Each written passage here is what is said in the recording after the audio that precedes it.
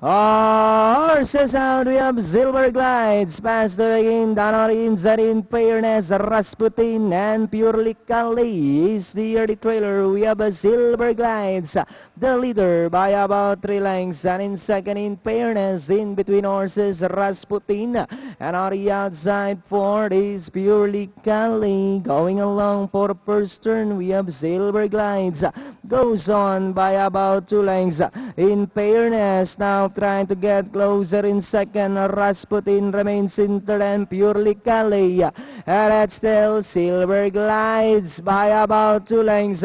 In Fairness is still in second, 4 lengths in third. Rasputin and Purely Kali. And that's still Silver Glides by a length and a half. In Fairness is on the outside second. Rasputin remains in third and Purely Kali.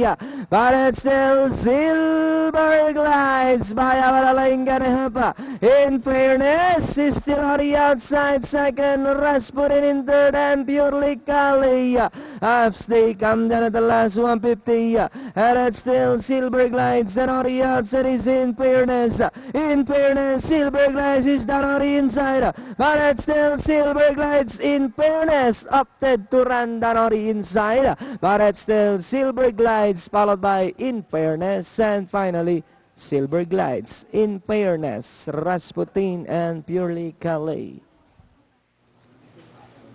312 unofficial placings natin. Yan sa ating race number 2, 312 unofficial na datingan natin. Forecast